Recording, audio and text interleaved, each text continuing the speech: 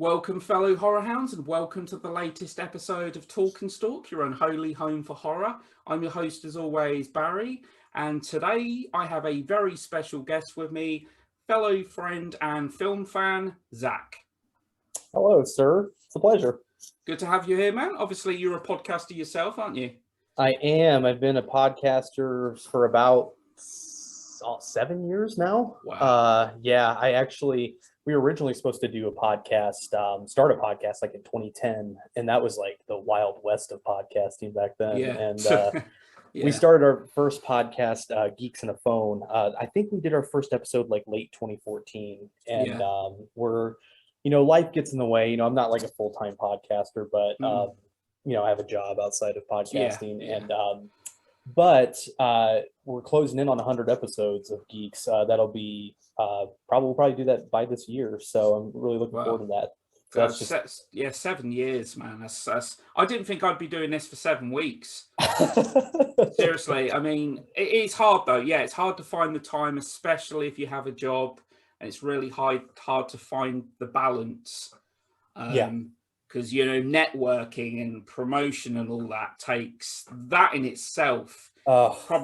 Is more time consuming than actually recording the podcasts themselves. Yeah. You and I have talked about it before, like networking with podcasts is such a nightmare. Like you'll post something on social media, like a stupid meme or something that gets like 50, 100 likes. And then you're sharing stuff that you love in podcasting, like as an artist, and nobody cares. You just got to keep sharing until people notice. Yeah, exactly. I feel like I'm a telemarketer on occasion. Like people, oh my God, lay off the pod. Which I'm sick of seeing this stuff. But yeah, so anyway, great to have you here, man. Yeah, man. Today's topic, obviously, we're going to be talking about horror franchises, of which there's about 15 million out there. We're just going to be talking about some of the horror franchises we like, some that we dislike, some that are probably overlooked, and probably our favorite films of each franchise, and the ones that we don't like, the worst of each franchise as well. Now, at the end of the day, I think there's probably no genre out there that is probably more squandered by franchises than horror. I agree. It's impossible to, you see the word horror mentioned, it's impossible not to think of franchises. At the end of the day, as soon as something makes money, there's almost a guarantee there's probably going to be a sequel if it makes cash. And I can fully understand why they're churned out left, right, and center. There's a fan base there, they're making money and whatever. Yeah. But I'm not sure about you. There's not many franchises out there, horror franchises especially, where I can honestly say I like or love everyone. I would have to agree. I mean, a lot of them have really good ones, and then they have a lot of really bad ones. I mean, if you want to go into some examples, as much as I love Hellraiser 1 and 2, anything after Hellraiser 2 is a disaster. Well, we're going to get onto that one. The one we're going to start with is one of the most well-known. Obviously, the original was in 78. It's a horror film that needs no introduction whatsoever. Halloween. Absolutely. Now, Halloween to me is one of my all-time favorite horror films, but I think you'd probably agree it's a franchise that has had a very rocky road over the years. Yes. A lot of vastly inferior sequels. I thought Halloween 2 was good. I thought Halloween 2 was actually a good follow-up. I agree. And it's kind of unfortunate because critics really did not like that movie. No. And it's really unfortunate, but I was okay with a lot of people really upset with the whole brother twist. It didn't bother me as much as it bothered a lot of people of Laurie Strode, Michael Myers being brother and sister. It was whatever, but I mean, Halloween 2 had a lot of really gnarly kills too. Well, I think that's what they were doing, weren't it? Like they actually went along the route, because it was released in 81, which obviously is the busiest year for slasher movies in the history of horror. So many horror and Halloween 2 was kind of following that route of a higher body counted horror film, more gory kills, etc. Coming off the back of like My Bloody Valentine, The Burning, The Prowler. Yeah. But I love the setting for Halloween too. I love that hospital setting. I'll admit, it has got to be the kind of emptiest, most barren hospital I've probably ever seen in a horror movie. Yeah, I agree. But I do love that sense of atmosphere that it has in that. Now, Halloween 3 Season of the Witch. Got to talk about this. Love it. I mean, technically, it's not a sequel. It's the black sheep of the entire franchise. I think it confused a lot of people. It came out and everyone's like, where the hell's Michael Myers? And people didn't take to it. But I like it as a standalone horror film. I do too. I mean, and can you really go wrong with Tom Atkins? Like, Tom He's Atkins great. is a national treasure. Yes. I mean, amazing in that movie. I mean, the Silver Shamrock theme will randomly get stuck in my head all the time. I love that. And kind of getting a little ahead of myself here, but the new Halloween Kills trailer, I'm sure you noticed that there are some Halloween 3 references in there. Yeah. You even see the Silver Shamrock label kind of blink and you'll miss it moment on the back. They really are kind of like hitting across the head with nostalgia, aren't they? Yeah. But no, I liked it. I know it was intended to be the first film in what was planned to be kind of an ongoing series of anthology movies. Yep. But it shouldn't have been called Halloween 3. No, it shouldn't have called it that. I agree. It should have just been titled something else because it bombed because people were wondering, where the hell is Michael Myers at? But as a standalone horror film, I it's fantastic. It has elements of big horror in it and elements of sci-fi. I mean, it's just its own unique movie. Yeah, I agree. It stands on its own 2 feet. Getting to the Silver Shamrock scene, the song, I take it you know what song that is that they've just changed the lyrics for? If it sounds familiar, it's because it's a very famous song. Not sure. It's London Bridge is Falling Down. There you go. Falling down, Silver Shamrock. There you go. Yes. But yeah, now, to me, with Halloween 4, that is where the franchise started. Now, again, there was a bit of a gap, weren't there? Because Halloween 3 came out in 82. Halloween 4 was 88. So there was a few years gap. Yeah. And by this point, though, Michael Myers, to me, was becoming kind of a Jason Voorhees. I agree. I definitely agree. Especially when you're watching 4 and 5, like, because he turns almost into, I mean, they've always considered Michael Myers like superhuman. Like, he's not normal. But yeah, I would definitely agree with that. He definitely did get that Jason Voorhees. It had that Jason Voorhees feel with 4 and 5. I don't like the mask either. I hate the mask in 5. I really don't like the mask in Halloween 5. His hair is like it's weird. Like an alien-esque. Yeah. It looks. And I wasn't keen on 4's mask, and it kind of like pains me because I love the mask. Obviously, the mask in Halloween 2 is the same mask as from the original, but obviously it was very unkempt. It wasn't looked after. So Halloween 5, to me, one of the weakest in the franchise. I couldn't agree more. What's the worst in the franchise for you? I think easily, that's a pretty easy one to answer for me. I would say Halloween Resurrection. I think that's, I mean, I honestly don't even want to, I don't know if your listeners of this podcast are going to be offended, but I am not a Rob Zombie Halloween fan. I think those movies are terrible personally. I made an entire review on Halloween 2 about how much I hated it like 10 years ago, and it's still online if you want to go check it out. But I would say, not counting the Rob Zombie Halloween films, Resurrection is probably the worst. If I wake up tomorrow and I've lost 150 subscribers, you're to blame. I'm to blame. No, it's no. At the end of the day, we've all got our own view. I sense you were going to say Resurrection. Most people do. It's not my worst. My worst is Halloween 6. I hate the inclusion, the introduction of the Thorn conspiracy. I just hate that whole convoluted storyline. You know what? I no, you're good. I think you're on to something. Halloween 6 isn't probably a close runner-up as the worst. I think Resurrection and 6 are the worst. Yeah. And everybody always tells me to watch like the producer's cut of 6 because they say it's like way better. I'm like, you can't make that movie better. Like, that movie was so bad. Yeah.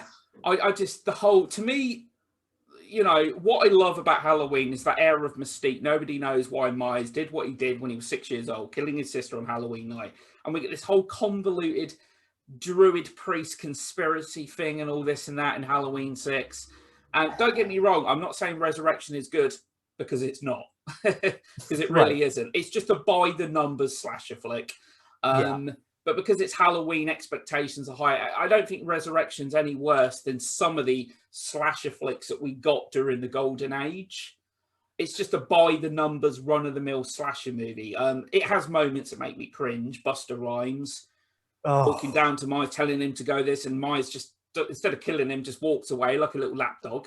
The old, I mean, I don't really know if you allow cussing on this podcast, but the trick or treat mother, like, and just like, it's so. And then, I mean, it was nice to see Tyra Banks get killed, so because she's awful.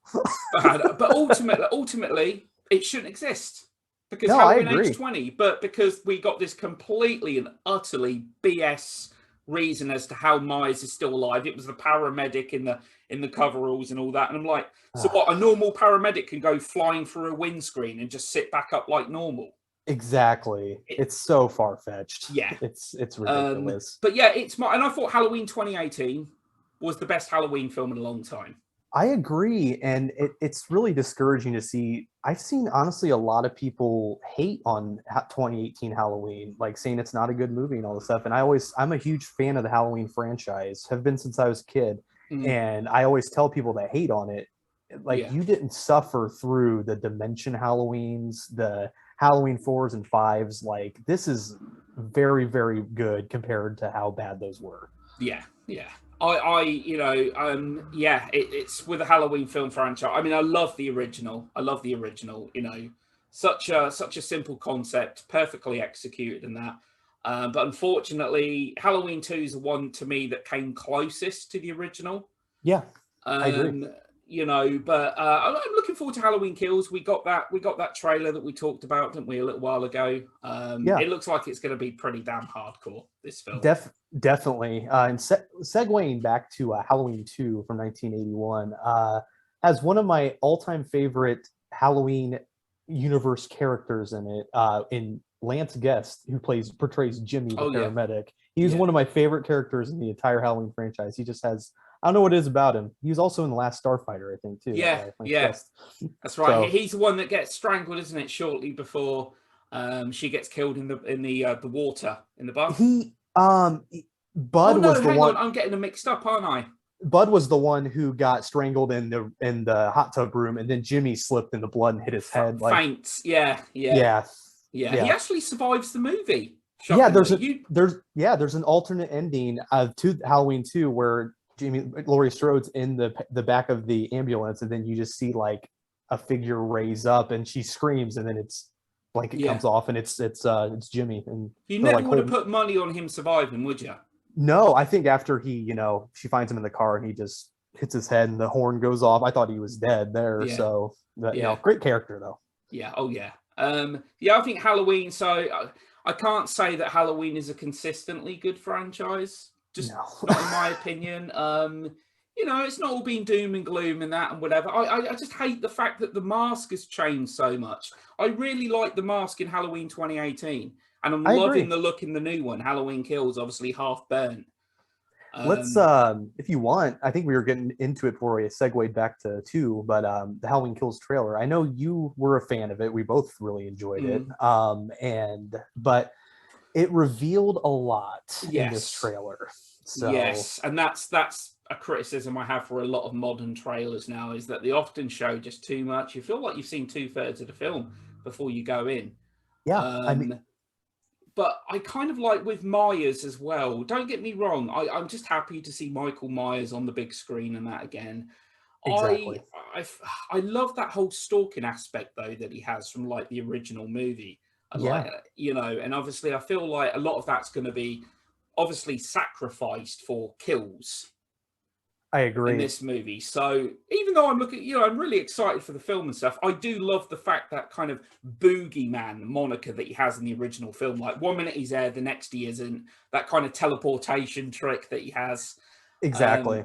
I that's what I love about the original Halloween, the whole stalking. And I love that shot in 2018 Halloween. It's like a tracking shot, and he's going from like house to oh, house, that's like brilliant. killing Yeah, people. Oh god, that was really good. that shot Yeah. is so good. Um, With 2018, I remember seeing that in theaters. I was so excited for it, and it didn't let down. I thought it was a really good movie, but I don't know if you're on the same page with me here, but the whole we can talk spoilers. It's a 3-year-old movie at this point, but when what I had a mind blank. Dr. Loomis goes to grab the mask. Yeah. Were you thinking like if they go this route, this is going to be really bad? Like when he goes to grab the mask went from Michael Myers to like put it on. Remember that? Dr. Savitz's Dr. I know who you're talking about. You're talking about the new character, the replacement. Yeah, I don't know if he's actually called Dr. Loomis. Was it? Yeah, I forgot his name now. I did not like the. I get what they were doing. They were doing something new, a little twist that was unexpected. I didn't like that point. No, I didn't like that plot point. I didn't either. And if they were going to go the route where he actually put his mask on, I would have hated that movie, honestly. But I'm glad they did. He did put the mask on. He did briefly. Then I think he got ran over with a car or something. Didn't he like that or something? I believe, if I remember right. Yeah, we're talking about the guy that's the new doctor for Myers, aren't we? Yeah. Mm-hmm. How did he get killed? Myers killed him. I can't quite. Oh, he crushed. He crushed his head. His head, which again to me felt out of place. That felt like something that belonged in a Friday the 13th film, not Halloween movie. Agreed. Yeah, that was kind of overkill. No pun intended. Yeah. So yeah, I mean, I thought it was a good film. I had issues with it, the injection of humor and so forth. I thought some of the humor felt a little forced. You know, the stepfather character, the father character. I couldn't wait to see him killed. Yeah, I wanted to see him suffer a little bit more. Actually, not to sound sadistic, but I just found his character quite annoying. I agree. Yeah. So we're going to jump on the next franchise now. I know this is one you're a big fan of. Now, I think this is a pretty consistent franchise, and that's Friday the 13th. Yeah, I don't know if you can see here, but I got my Friday the 13th shirt on. I'm not actually watching. If you see me, I'm actually Joker and Batgirl. Oh, nice. I've come to the wrong podcast. But yeah, Friday the 13th. I actually love the original. I think Friday the 13th Part 2 is a sequel that holds up really well to the first. Obviously, Part 4 is a fan favourite. That's one of my favourites. Jason, Friday the 13th Part 6, Jason Lives is good fun. Clearly, by this point, they were just having fun. Yeah, especially with the 6th movie. They're just having fun. I mean, there's characters in the 5th movie that wouldn't be out of place in a sitcom. That father, that mother and son, that kind of Hicks, the hillbillies. Yes, the ones that are like, I think there's like one of them gets killed like when he's like taking a shit or something like that. I think, or was that the same? Yeah. No, that's he gets decapitated. The son. That's right. That's right. Yeah, I'll be honest. Now, I mean, what's your favorite of the Friday the 13th franchise? You know, I don't know if it's an unpopular opinion, but my favorite of the franchise is Part 3. I absolutely love Part 3 because that was the one that was in 3D. Yeah. Even though I didn't get to, unfortunately, I wasn't old enough to see it in 3D. I mean, Part 3, that was 82. Yeah, 82. Yeah. You're right. Yep. And they actually recently, I don't know what theater it was in the States, but they actually had like an original 35 millimeter print of Friday 13th Part 3 in 3D, and like they showed it at a theater. And I don't remember where it was, but I really wish I could have seen that. But like, I love Shelley. I don't know if you remember Shelley from Friday the 13th Part 3. The Practical Joker. Yes. Who, ironically, Jason gets the hockey mask from him. The iconic hockey mask. Yeah. I actually had the pleasure of meeting Larry Zerner at a convention about 3 years ago, I believe, and super nice guy. Just a classic. He's like a lawyer now, and he's super nice guy. But yeah, I would have to say though, man, Part 3 is easily my favorite. You have the really cool 3D. You can tell when it's a 3D kill, like with the harpoon with the eye coming out. They do kind of like bash you across the head with the 3D in that film. There's a lot. There's even a bit with the yo-yo. Yes, the yo-yo. Even that was 3D. Yep, absolutely. And I'm pretty certain there's a moment where Jason uses the pitchfork, and I'm pretty certain as he points it towards the camera, I'm pretty sure that's in 3D as well. Yep, that was the part where all the bikers were in the farmhouse, I Yeah, think. yeah, Yeah, and then yeah, he has the pitchfork and does that. yeah. Yeah, that was in 3D. It's Yep. fun. I really like. Well, I say no, not really like. Sorry, one that I think's a little underrated. I don't think it's by no means one of the best in the franchise, but so many people hate on it, and I know why they do. And that's Friday the 13th Part 5. Because, Okay. spoiler alert, we get the big twist. It's not Jason. Yep. Yep. Um, Absolutely. I think it's a perfectly fine, cheesy, fun slasher flick. It's Um, been a while since I've watched 5, but I mm, actually was thinking that you were going to go with, and I used to hate this one, but as I've gotten older, I've warmed up to it. Jason Takes Manhattan is so much fun. I absolutely love that movie. Like, and it's when I was younger, I used to think, I was like, this is so bad, and like, why aren't they in Manhattan? But when they actually get there, it's a lot of fun. So yeah. I think it's a, as much as people really hate on that movie, it's a lot of fun. It should be called Jason Takes a Cruise. Exactly. Like, Because, like, I think it's only, what is it, the last 25 minutes, I'd say, that they're actually in New York? I 20, think you're 25 minutes? I think you're being generous giving them that, but I always love that part though when they get to Manhattan and like the kids with like the boom box and he like breaks that boom box. Like it's so like end of the 80s going into the 90s. It grabs Yeah. that like that culture so well. It was Vancouver, actually, as well, wasn't it? You're right. Yeah, I think it was shot in Vancouver, Yeah. but yeah. It So is but my second weakest, actually, by the it way. is okay. I got you. Yeah, the Jason X is at the bottom. Jason X is the bottom of the barrel for me. Yeah, that Again, at the end of the day, it's not there to be taken seriously. It's again, it's just having fun and all that. But it, I think the point when a franchise starts to go to space, and there is another yes. franchise we might bring up soon that also went to space. It's kind of like, oh, I don't know. It's just like just desperate for ideas now.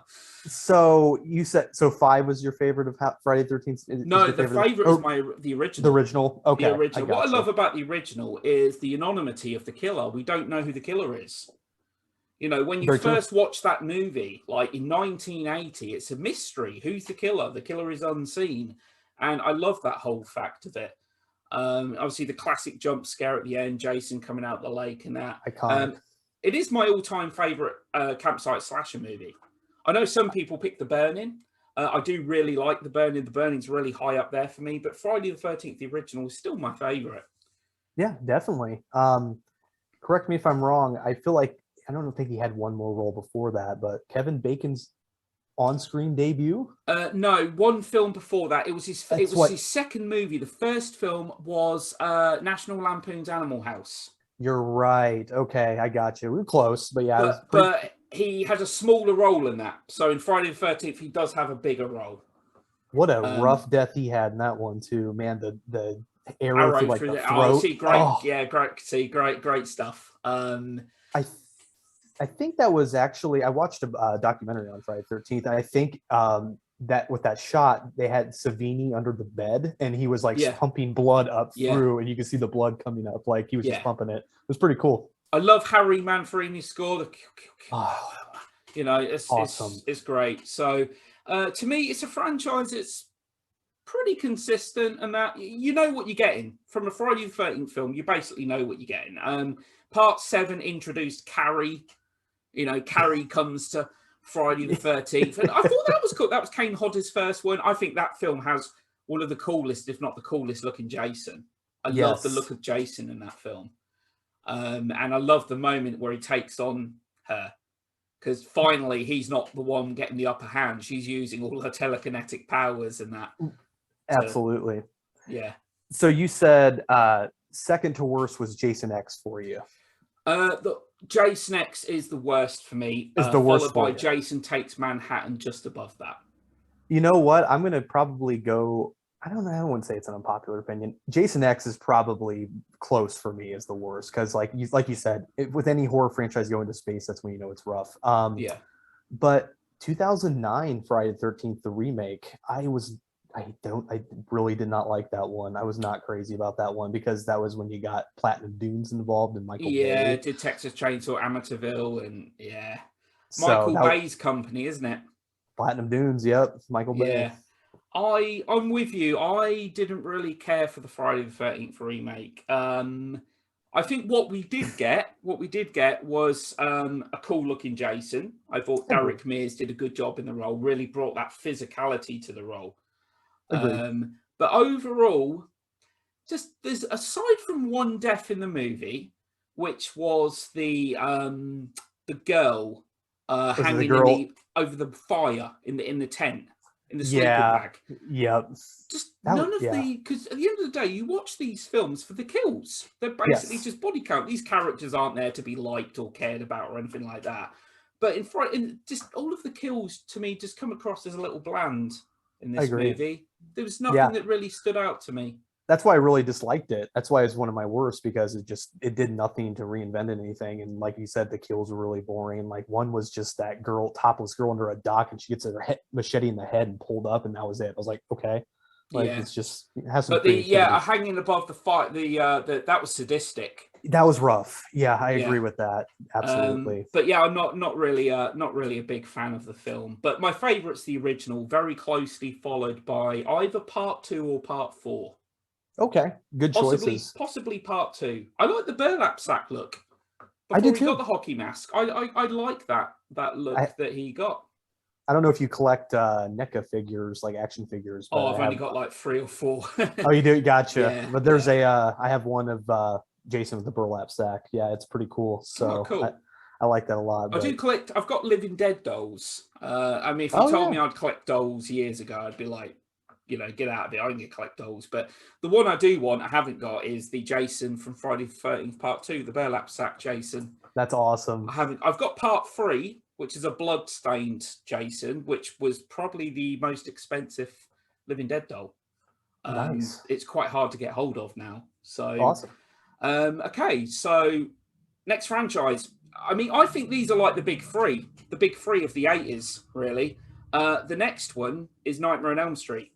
Okay. You can't beat the original, in my opinion. I agree with that. To be fair, I like this franchise a lot, but it's not one that has always been my favorite. But I will say, if we're talking about the original, is probably, like you said, your favorite, but I absolutely love Part 3, Dream Warriors. That's easily my favorite Nightmare on Elm Street film. It is great. I do love Part 3. I just think that film has so many memorable set pieces and lines. Yes. And I think it was at this point in the franchise where Freddy was becoming a little more comedic well. But not to the point of outright parody. That's Freddy's Dead, which I'm going to say now, worst film in the franchise for me. He's a Looney Tunes character. Was that Freddy? Or wait a minute. So was that Freddy's Dead, and then there's Wes Craven's A New Nightmare, right? Which I love. Right? Yeah, that's a good one. But yeah, I think I would agree. Freddy's Dead was a really bad one. But by this point, Freddy's Dead's it's fun, but it's just there's nothing scary about Freddy Krueger anymore. He's just a cartoon character. You can tell though. Robert Englund's loving it. Robert Englund absolutely plays that role with so much relish. Absolutely. Every movie. I mean, like you said, once you got to like 3, that's when he started being really funny. I mean, that has still one of my all-time favorite lines ever in a film is "Welcome to Primetime, bitch." Like that is seriously one of my favorite lines ever. Yeah. And great kills in that one. Has a great soundtrack. I mean, that Droken song "Dream Warriors" is like an 80s anthem. Love it. So Patricia Arquette's first film as well. That's right. Younger Lawrence Fishburne in there as well was the hospital porter, orderly. I think it's great. I think, to be honest, for me, because I love the original, I think the whole concept of that is just terrifying. The concept that somebody killing you in your dreams, if you die in your dream, you die in the real world. I thought that concept was just great. Absolutely. Wes Craven just putting like a really unique spin on the slasher genre.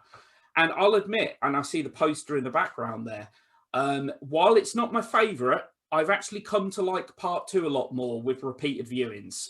I have too. I don't think it's that bad of a sequel, honestly. It's been a while since I've watched it, but I always thought it was a pretty solid follow-up. It was kind of like, I feel like it was treated like the Halloween 2 of the Nightmare on Elm Street franchise was that sequel, like with hate and whatnot. So yeah, it's it certainly has dark elements to it. It has, Freddy in that film is very dark. Yes. I appreciate a lot of the darker elements of the film has. I know that we're not going to go too much off topic here. I know it's considered to be the gay one, the very homoerotic Nightmare on Elm Street Yeah, film. I mean, you're right, and like that's what they actually just recently. I think it's on Shudder. They did a documentary about that movie, and it was like the guy who was playing the very, I mean, gay character. Like he wasn't really actually trying to be, but like that's what he was saying in the documentary. He was like, I was a part of the gayest horror sequel ever. Yeah.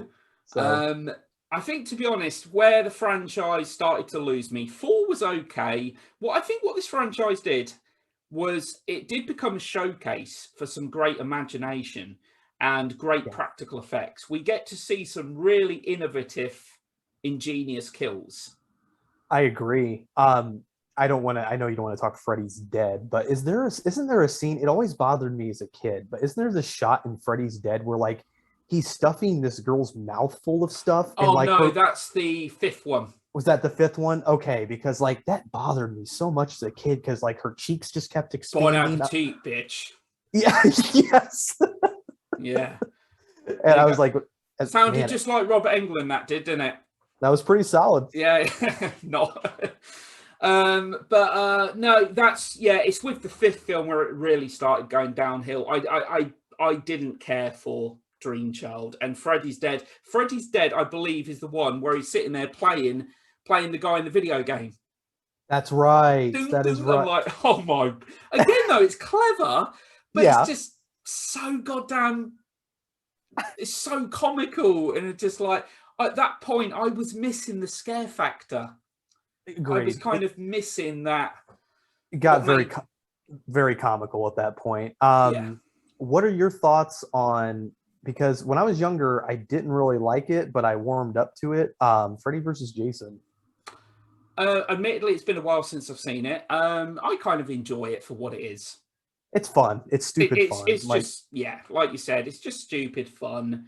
I thought it was okay. I was so hyped for that film when it came out. I was so because we had to yeah, wait essentially 10 years because Jason Goes to Hell, the final Friday, come out in '93, and then we got this in 2003. And you remember the ending, you know, Freddy's glove coming out and dragging. yeah. Quickly getting back to that, what were your thoughts on Jason Goes to Hell? Final You Friday. know, it was when I was younger. That was another one. Like, I just these movies, like, I didn't like them as much. I feel like when I was younger, but as I got older and just really understood, because I like my parents were awesome. They let me watch a lot of horror when I was a kid. They didn't Mm, care as long as I wasn't outside being stupid and getting in trouble. They're like, you can watch whatever you want. We don't care as long as we're here. yeah. But Jason Goes to Hell, I revisited that within like the last year or two, and it's okay. Like it's kind of like it kind of has that Halloween 6 kind of vibe with like the supernatural element to it, Yeah. and Yeah. like that's kind of hokey to me. But Yeah. They were trying to do something new, weren't they? They were trying to like push it in a new direction and just I think it's okay. I've never like understood like the hate. I mean, I get it. Like some people like they didn't like the whole body morph, you know, going from body to yeah, body, but also the fact that obviously Jason only appears as Jason at the start and he only appears as Jason at the end. yeah, So yeah, technically, you know, but I thought for the gore hounds out there, the film's got some cool kills. yeah. I will agree with Quite that. brutal. Definitely has some cool kills, and one of the best. I don't know how I can really word this, but the era of like amazing VHS covers back in Mm. the day. Jason Goes to Hell has an amazing Oh VHS yeah, cover with with the snake coming out yeah, of the yeah. mask. Oh, Yeah, yeah, it's definitely. And that fight, the ending, the final shot, of Freddy's glove, dragging yes, Jason. I mean, what an ending! Do you know, exactly. just like what that I'm sure that whet a lot of horror fans' appetites as soon as that happened. And it took you Um, it took us what a decade to get 10 years, Freddy. yeah, Yeah, Freddy versus Jason. Yeah. yeah. So So now, yes, Wes Craven's New Nightmare. Just going to quickly say, people that know me know I love that movie.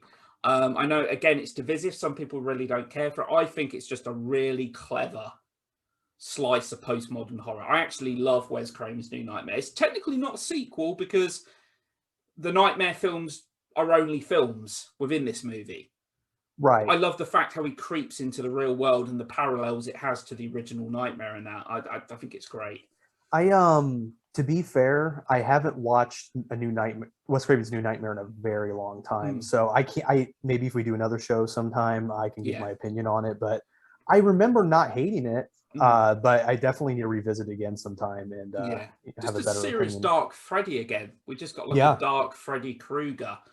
And I just loved how, Wes Craven appears as himself, Robert Shea appears as Robert Englund, and yeah, I just loved that it was postmodern, 2 years before Scream.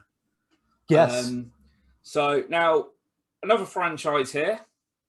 It's up to its ninth movie now. Ninth film has just come out this year. Saw. Actually, one second here, and I really hope that segueing back to Nightmare on Elm Street real quick. This Mm, is going to be a really, I feel like, extremely unpopular opinion. I was not offended by the Nightmare on Elm Street remake. I didn't I'm mind going it. to wake up with about 10 subscribers tomorrow. You know that, don't you? Jesus, you've got a lot to answer for, man. Okay. I haven't watched. I haven't watched. I haven't watched in a long time, so it could probably change my opinion. But I didn't think Jackie Earle Haley was a bad choice for Freddy. I think he just had a really bad script to work with.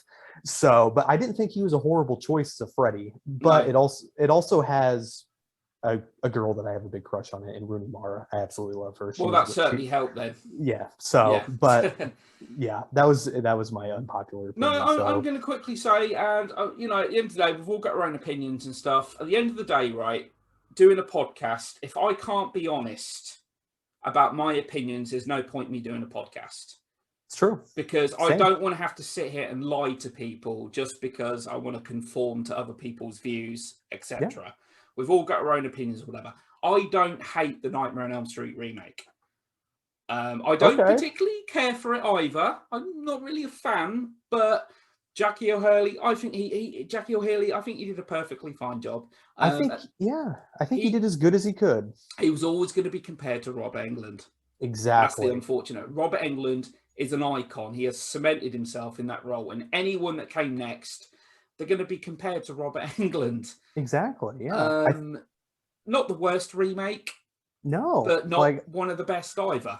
but there are some people out there that just like have a rage for that movie of like how bad they hated that movie. But like I said, I wasn't horribly offended, but I didn't love it. I don't think it's great, but I just didn't. I wasn't as offended as others were. So, and No. I thought Jackie Earle Haley was a perfect. If you didn't ever have Robert Englund, I think he would have been the next best choice to play a Freddy. I think it wasn't just kind of a copy, copy of. There are moments, obviously, they replicate for the remake and stuff, and CG moments that were very jarring. Because I love that scene in the original where Freddy's coming through the wall. All done Yes. practical effects, but this time it's CG, and it looks worse. A film that Right. come out like what, 94, 2004. What's that? 26 years later, and it actually looks worse. Yeah. But no, I thought it was okay, completely unnecessary. I mean, at the end of the day, I think Yeah. Nightmare on Elm Street's a perfectly great horror film. Doesn't need to be Absolutely. remade. But yeah, so no, I'm kind of with you there. And I think I've said this before on a previous podcast. I probably did lose some subscribers last time I said it. I don't know. But I'd like to think that people are accepting of other people's views, and I will You would never bash anyone else for what they like or dislike. So absolutely. Saw. Now, I'm just going to get right off the bat here. I'm not the biggest Saw fan out there. Me neither. I do like the first Saw. I thought the first Saw was quite unique. It was quite an original little concept. I thought Saw 2 was a good sequel, actually. But, as the franchise went on, it clearly became kind of a showcase for just kind of like, admittedly, great practical gore effects. Yeah, I would agree with that.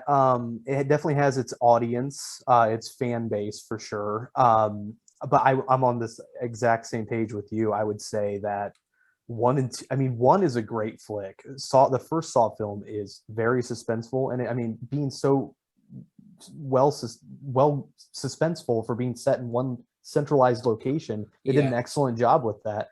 And like you said, the sequel is a solid follow-up, but I think anything after two was just, I didn't like it, man. I think it's with the third film they really started to crank the gore factor. The gore was cranked up a few notches with the third movie. You know, and I believe it's the highest grossing horror movie franchise of all time now. I mean, these films make money. And do you know, it's the only horror franchise I know of, right? Excluding Jigsaw, because Jigsaw came out many years later. From Saw to Saw 3D, the seventh film, they come out every year.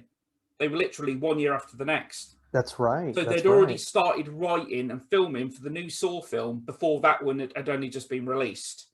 I think just Hollywood, they knew that those movies are just cash cows, man. Like they knew they were going to make money. I think with the most recent in the entry into the franchise, Spiral, Yeah. I think that put them. I think I read that put it over the franchise over the $1 billion mark as a $1 billion franchise. It says a lot about audience, isn't it? Yeah, Gore. absolutely. Because they are like, yes, in a way, Saw kind of like almost kind of gave birth to what they call the torture porn that's right. subgenre, if you will. But I mean, I watched the first 7 films quite recently again, a little while ago. And I will say this, they do become very convoluted to the point of becoming completely nonsensical. There's like no way, the implausibilities are just incredible. But I could see what they were doing. In each film, they were, how do I put it, planting the seed for the next film. Or it's like they were thinking a few moves ahead. There are, in later sequels, there are little things that actually make sense going back to the original movie. So the film actually does, it's like they did know, they did have a plan to turn this into a franchise, and they were actually planting the seeds in earlier films for sequels. But it got to the point where the twists, obviously each film has a big twist at the end. The twist just got more ridiculous and nonsensical as the franchise went on. Yeah, I mean, to be fair, I don't think I've watched any of those movies in years. Okay. And I was never a huge fan of the franchise, but like you said, 1 and 2 are great flicks. I mean, 2 had like in my opinion, one of the worst traps, I guess you would say. I know what you're going to say. Is it the needles? Yes, the needle pit Yeah. that's gnarly. Was 2 with the, or was it 3 with the guy being twisted with his limbs being twisted the other way? Saw 3. That was 3. Okay, that was rough too. Yeah, that was, and still to this day, that is probably one of the most memorable trap sequences in the entire franchise. You know, it's a franchise. I like it, but I'm not like its biggest fan or anything. You know, as I say, it just got to the point where it just becomes so ridiculously kind of convoluted. You just think to yourself, all of these pieces just kind of fit so perfectly together. Well, and the phrasing that you said earlier is it's just torture porn. That's just what we're watching. All these movies just became torture porn. It was like Saw. I feel like Saw and like Hostel, they both got their starts around the same time, and they just like Eli Roth and those Saw guys just come out the year after. Yeah, 2005, I think it was. And that became, you know, like you said, I think even Eli Roth has said the term torture porn. Yeah. I do love the old theme song, the main theme for Saw, and the Billy the puppet and that "wanna play a game" and all that, you know. But yeah, it's I mean, at the end of the day, like with slasher movies, you get all of these characters in the Friday the 13th films, you know they're going to be killed. They're there to literally be killed for the audience's entertainment, essentially. Yeah. With Saw, these people are literally thrown on screen. We see them for like a minute or so, and then they're being tortured. It's like, why should we care? Because we don't know these characters. There's no development or anything, or you know. And that's why I really enjoyed 1 so much, was because you actually got invested in these characters, like Cary Ells and who plays the other guy? What's the other guy's name? It's Leigh Whannell. Oh, it's Leah Whannell. He directed Invincible Man. Yeah, that's it. In the Insidious films.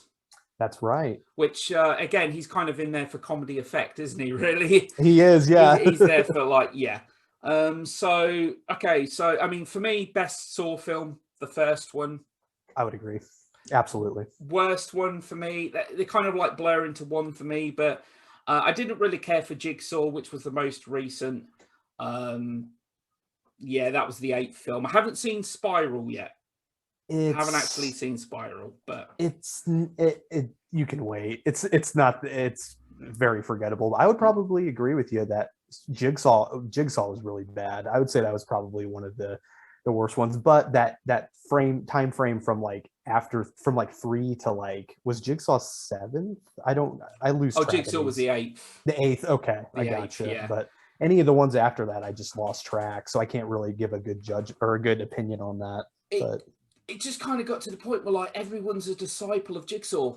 It's like every yeah, character you meet is a disciple of Jigsaw. Like the whole of New York. The next twist for the next Saw film will be everyone in New York works for Jigsaw. It's just, oh, you know. But yeah, so another franchise. Now, this one's going to be a very quick one for me okay. because I'm not a fan. I'm not a fan of these films. I've seen the first one. It was so okay. Leprechaun. I'm just Oh not. man. Again, any Leprechaun fans listening, I don't mean any offense. I'm just not a fan. I'm just not a fan of them. I couldn't agree more. I think it was this year for St. Patrick's Day, I revisited 1 and 2, Mm. and one just it's okay. Was that Jennifer Aniston's first Her role? first film, yeah. Yeah. So it was all right. I actually will say the sequel, I think the sequel was more fun than the original, because I thought the sequel was some fun. And I know people keep telling me, like, I made a post about it, I was watching it on St. Patrick's Day, and everybody's like, you need to be watching Leprechaun in the Hood, like, because they're saying that's like so bad. It's awesome. Apparently, that's even worse. And they did two. He went to the Hood twice, as if once wasn't bad enough. And apparently, it's worse than Leprechaun in Space. I didn't think that was possible. Oh Lord. Oh man. But He yeah, I would. annoys me. Warwick Davis. I like Warwick Davis. I grew up watching Willow. Oh, You love know, Willow. his first leading star role in '88 and that. But oh god, his character irritates me so much as Leprechaun. He just annoys me. He's kind of like, it's almost like they were trying to make Warwick Davis like the Freddy Leprechaun, like with like the one-liners and all that stuff, and it doesn't work at all. I don't know. I feel like, I know Warwick Davis is iconic, if you can even say that, as Leprechaun, but I feel like that role is just below him, because like he's so good in Willow. I love Willow. It's such a great film, and like, I don't know. And Getting a I'm on the TV same. series, aren't we? Do you know that we're getting a TV series? That's right. Yeah, I think it's gonna be Amazon Prime. Is it? No, it's going to be Disney, because they obviously own Fox now. Yeah, Disney right. Plus. Gotcha. Yeah. But no. No, yeah, I'm on the same page with you though. I'm not a big fan of that franchise. I could care less, honestly. Yeah, I again apologize to anyone out there that does, because Leprechaun does have a fan base. There are people out there that love their movies. Yeah. I can't take to him. I just find his character so irritating. And that's the annoying thing, because I do like Warwick Davis. I just don't like him in that role. Yeah. But so now another franchise. Now I think this is a consistent franchise. Okay. Because I think this is one of them franchises that you've seen one, you've seen them all, and we watch them for the kills, because some of the kills are quite inventive, quite ingenious, and that is Final Destination. I'm so glad you brought up Final Destination. Final Destination 5 there. Yep. So Final Destination, I like the franchise as a whole. At the end of the day, we watch it for the kills. They're basically slasher films. At their core, they're slasher movies with death being the killer. Yeah, exactly. You described it perfectly. This franchise is so close to my heart. I love the Final Destination franchise. Believe it's getting a reboot. Yes, it is. Yeah. Yeah, which I'm okay with it. I wouldn't mind seeing that started from scratch and to start all over again. I'd be down with that. I mean, my favorite, without question, the first one. The first one's so good. The sequel is a really good sequel too. I liked it a lot. Yeah. They follow the same formula at the end of the day with Final Destination. You pretty much know what you're getting. I think part of the charm, if you want to call it that, comes from them films is trying to guess and work out how the next person's going to die. Exactly. You see the room, you see certain things, how are they going to get it? And quite often it'll throw a curveball. It looks like it's going to go one way and it goes another way entirely. Exactly. To this day, I've seen every one of those movies in the theater on opening day, because I love this franchise. And to this day, if I'm driving on the interstate here in the States, if I see a truck that has a lot of logs on it, I'm getting in the other lane. Yeah. Now, I think what they did with the fifth film, didn't see it coming, obviously you got the poster there, is at the end of the movie, spoiler alert, It's a prequel. We actually see the characters from the first film getting on the plane. These characters getting off it, and these characters getting on who are from the first movie. So I didn't see that coming. When I saw that at the end, I kind of thought that was what was going to be coming, but then when I saw them, when everything was resolved, and you see them just sit down, and then they pan over to the right, and you see, you know, Devon Sawa and all those guys getting kicked off the plane. I was in the theater and I squealed, I just squealed loudly. I was like, oh, I was like, they actually did. They tied it all together. It was amazing. I loved it. Do you think there's a guy in the fifth film? The actor's name has actually escaped me. He looks like Tom Cruise. Oh, who's this guy's name? And do you know what? I can't be the only person that thinks it, because I hate this franchise, by the way, but Scary Movie. He was in one of the Scary Movie films as Tom Cruise. I know exactly who you're talking about, but I can't think of his name. It's from certain angles. He looks like Tom Cruise. He's got a very similar face structure. Because isn't he one of the last ones to die? Yes, he is. Yes, yeah. But yeah, we'll find a little fact as well. I'm sure you know this. In the first movie, nearly all of the characters share names with famous horror actors and directors. Yep, absolutely. There's Billy Hitchcock. Yep. Who else? I'm sure there's Chaney as well, and it was Alex Browning was Todd Browning. Todd Browning. So, yep. Yeah, that's it. I thought that was a cool little nod in that. But no, overall, I think it's a fun franchise. An absolute blast. So many creative kills. I think I'm a little more invested in that franchise than you are, maybe. But if you had to pick a worst one of it, I would have to say for me it would be probably the Final Destination. That would be the fourth one. That one was probably my least favorite. That's the one that utilized 3D, wasn't it? Yes, because that 3D.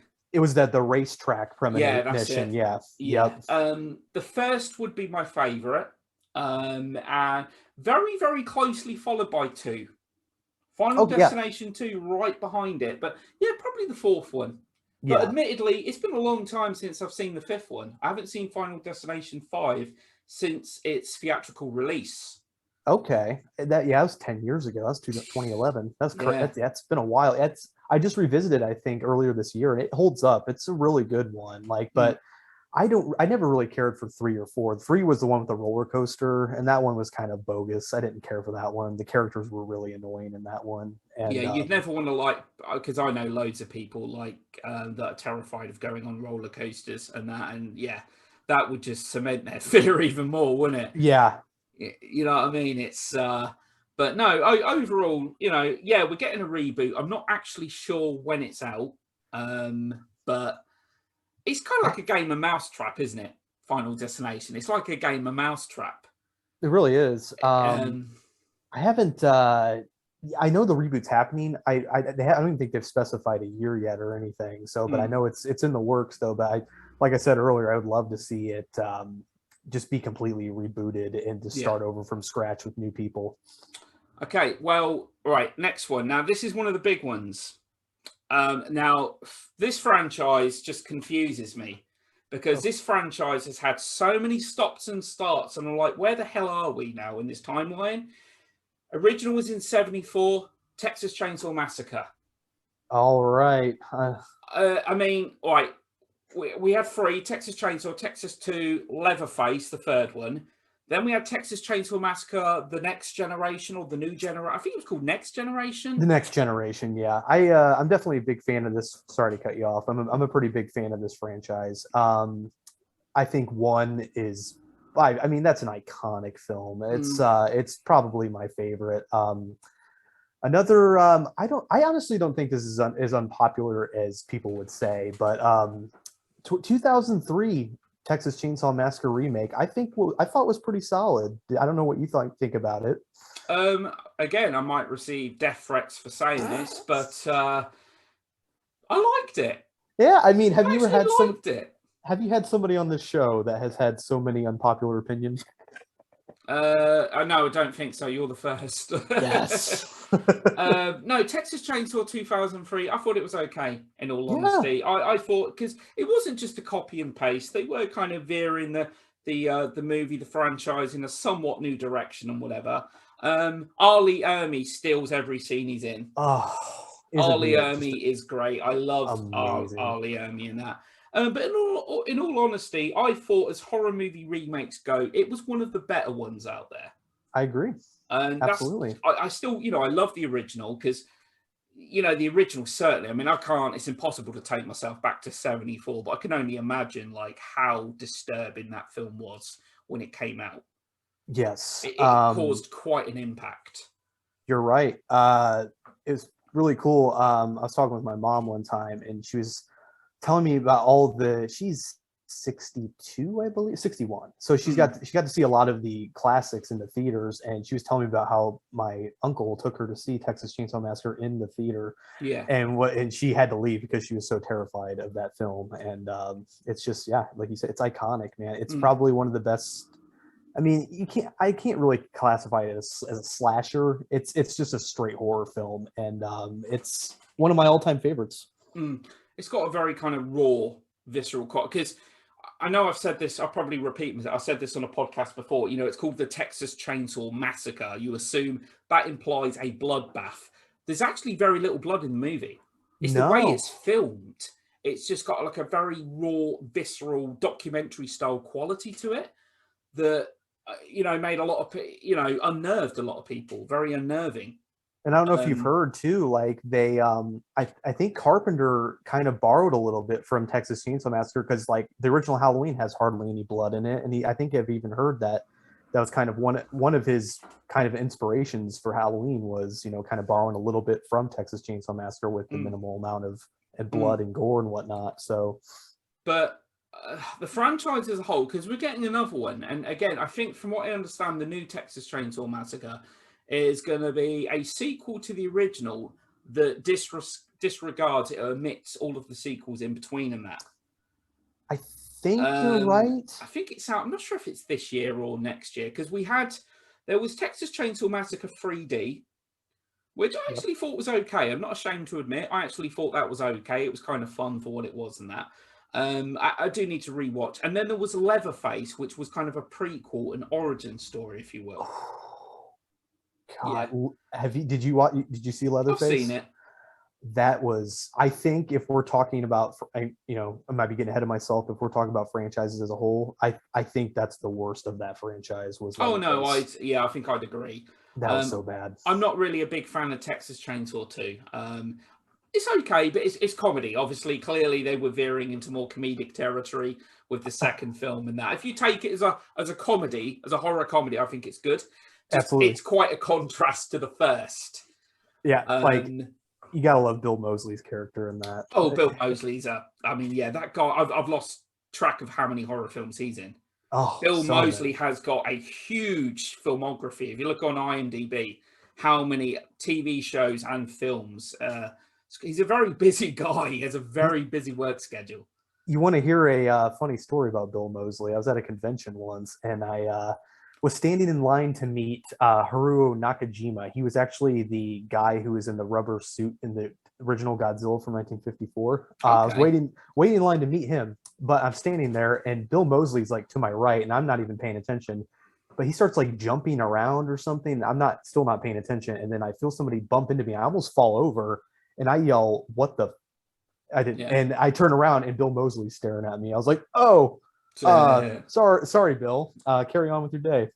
so I unintentionally said the F-bomb to Bill Moseley. That was pretty funny. Was his character name Crop? Was it Crop Chop? What was his character? Was it Crop Top? I think it was it Chop Top? Or Chop Top? Yeah, I think it was Chop Top. I think there's a scene that was just bashing. Yeah, Yep. Of course, starring Dennis Hopper. I love Dennis Hopper, man. That guy got so many villainous roles. In the 90s, 3 years in a row, he played a villain in a film. Super Mario Brothers in 93. Following year was Speed, and then Waterworld. He always seemed to get there. Of course, he was Frank Booth in Blue Velvet, the David Lynch film as well. He got so many villainous roles coming grabbing his way. oxygen mask. God.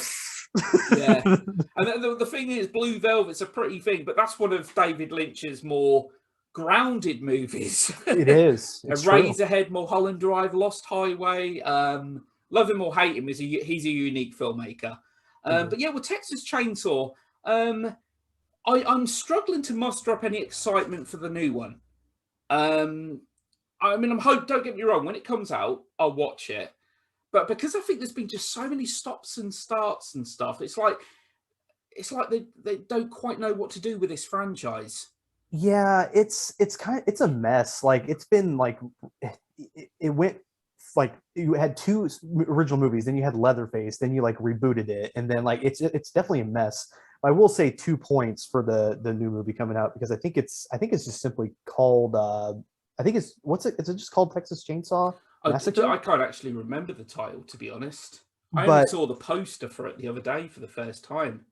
um, but 2 points. I know one thing I'm excited for this movie is Fede Alvarez is attached, which I love Fede Alvarez.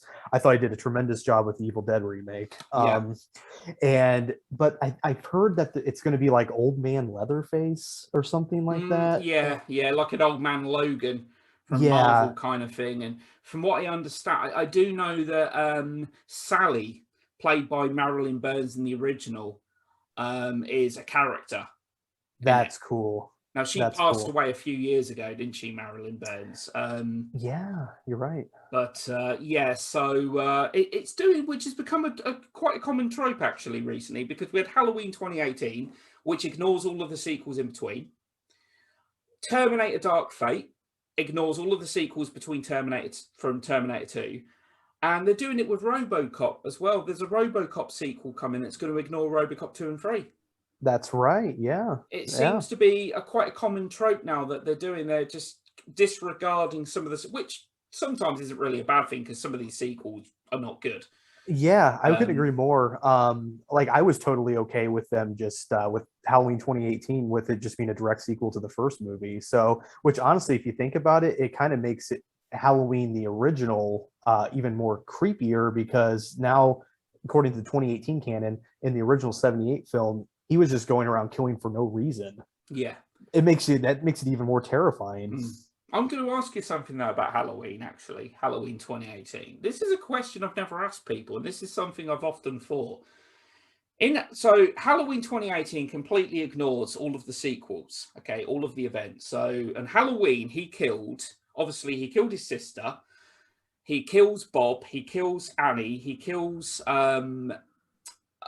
her name's escaping me. Oh, it's PJ Souls. PJ, I can't think of a name. What's her name? Linda. Linda, yeah. Linda. So he kills all these, and obviously he's inside 40 years. Now, he's killed a few people, don't get me wrong, that's bad. But his notoriety is nowhere near as bad if you follow the other the plot line. So in other words, he's killed a few people, but Michael Myers is not, how do I put it? He's not as notorious because he hasn't killed nowhere near as many people, but there's all this build around him, despite the fact that he hasn't killed anywhere near. I mean, we as audience members know that Michael Myers is a huge killer and all that, but this film ignores them sequels. So there's a lot less notoriety to Michael Myers. Yeah, I definitely have thought about that. Absolutely. So, I mean, it still doesn't really, as a fan, bother me. But I mean, it could maybe bother like the average moviegoer that knows a little bit about the franchise, but I don't think it doesn't really bother me. But no, I get where you're coming from. I mean, don't get me wrong, killing 4 or 5 people Halloween night is, that's bad. But a character says it, doesn't he? In Halloween 2018, one of the guys says it. One of the characters says, so what? He killed 4 people on Halloween night. Yeah. He actually wow, in this day and age, that's nothing. It's true. Ted Bundy killed 30 plus people. But no, it's just a point. It's not a criticism at all or anything. I just thought about that myself because it disregards.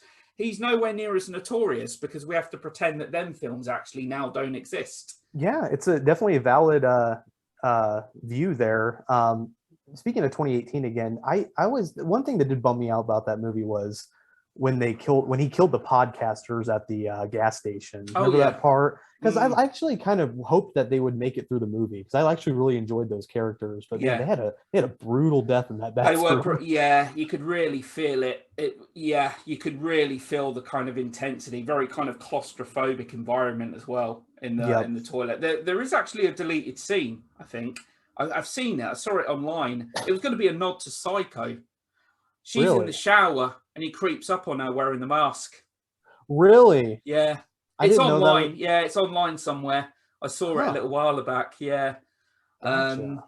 But yeah, so yeah, Texas Chainsaw Massacre. It's a franchise again, like most of them, highs and lows. Yeah, Some highs and lows. I actually thought the follow-up. No, sorry, the prequel to the 2003 remake was okay.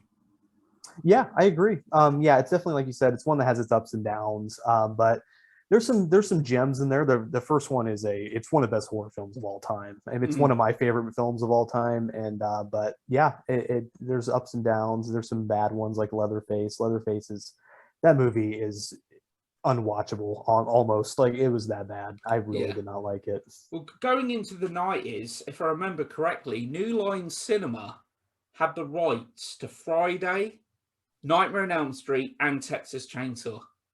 They did. They had the rights to all of them all of them horror franchises. Yeah. So, all right. Now, basically, I've got like, I mean, there's way more. There's about 15 million franchises. One I would like to talk about, actually. Again, this isn't one I'm a big fan of, and this is a lot more modern. The first one was in 2007. And this is the only one that I can really think of that's the only big successful found footage horror franchise, and that is Paranormal Activity. Okay. I'm not. I thought the first film was okay, but there was so much hype around it and all this and that. Me and you have talked before. I like the Blair Witch Project. You like the Blair Witch Project. Paranormal Activity come out like 8 years later, and I don't know. I think it was so overhyped. Yeah, I agree. I mean, the first one had its moments, but after that, I tuned out. I mean, it was the same movie over and over. It's like, oh, some pots and pans fell down, somebody got drugged around a house, and then I hear a weird noise here and there. Like, it's just something that I don't consider them. Man, I don't know if this will be unpopular again. Do you even really consider those horror movies? Or they're more like thrillers? I do consider them horror movies, but yeah, I mean, they're what I call kind of cattle prod cinema. Quiet, jump. Quiet, jump. It's not because they're necessarily scary. If you were sitting there in a quiet room and I sneak up behind you and go, boo, you're probably going to jump. Yeah. You're going to find that scary. That's to me all they are. Now, I understand they build a story along the way as well. Interestingly, part 4 is the first true sequel. Part 2 and part 3 are prequels. They're set before the first film, right? And they do give us a story as the franchise goes on and that. But it very quickly just became one of them big money. I can see why. They're cheap to make. They're almost guaranteed some profit. Oh yeah, I mean, those movies cost like $1 million to make, if that, and they were profiting, like each film was making like $50 million, $100 million. So problem I had is just with Blair Witch Project. It felt, we talked about this before, I felt like with Blair Witch Project we were watching like real people in a real situation, and that it felt authentic. All right, I get there's some people out there that hate the films, fair enough. Paranormal Activity, though, again, we're presented with a situation that's supposed to be real. Okay, we're watching but the characters don't act realistically to me. They make there's nothing realistic about it. That's the problem. It's presenting itself as realistic, but it's just not realistic. The decisions that these characters make and everything is just, Yeah, I mean, they're just like cardboard cutout characters in those films. With Blair Witch Project, you actually are spending a lot of time with these characters, and they feel very genuine. And I don't even feel like those, talking about Blair Witch Project, that those actors even had acting experience. Like, they were just thrown. No, they were literally not reading from a script or anything. Yeah. They were like real situation, and that's what I like about it. That's what I appreciate about that movie. Exactly. It's not that I hate Paranormal Activity and all that. I think, I've seen all of the films apart from the 5th one. I think they're okay, but just vastly overrated. I just think that, as I said, yes, these films do make me jump. But it's the franchise for it's the perfect horror franchise for the average moviegoer that wants to go out and see a horror film is Paranormal Activity, in my opinion. It's not something. I mean, I know I'm sure it has its fan base, but I think to like huge horror fans like you and myself, it's not really a bit. I don't know. So I don't care for it. And it very quickly as well got its own rip-off called Paranormal Entity, which I believe is up to about 5 or 6 of them now as well. Oh, jeez. Made by I'm pretty certain it's by the Asylum. You've heard of the Asylum? Yes, I have. I'm well aware of this. Transmorphers, Alien versus Hunter, Snakes on a Train. Oh my god! What's some other ones? They did one that made me laugh. It was when Dunkirk came out, and they did one called Operation Dunkirk. They always toe that line of copyright, so it's pretty. They're like bottom of the barrel, isn't it? I mean, I can't believe people actually. If there are people listening that buy them, no offense to you, it shocks me why people would buy that stuff. But yeah, Paranormal Activity. I'm not particularly a fan of them. I just think that they're basically, again, they're just kind of. I need more than that in a horror, especially in this day and age. Exactly. At least I get it with the Friday the 13th films and all that. But again, they follow the same formula. I get that, but there's a charm to them.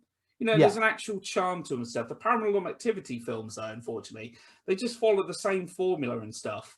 And it is literally just quiet, jump, quiet, jump. And yep. I think the last one I saw in theaters was it the Marked Ones is what it was called or something? Yeah, that was the spin-off. So yeah, there's actually 6 movies in the franchise. The last one was called Ghost Dimension. But the Marked Ones was set within that universe, but it was a spin-off. Gotcha. Yeah, I just know that Marked Ones was really bad. I saw that in theaters. I was like, this is trash. Okay, so I think, to be honest, there's probably two or three more.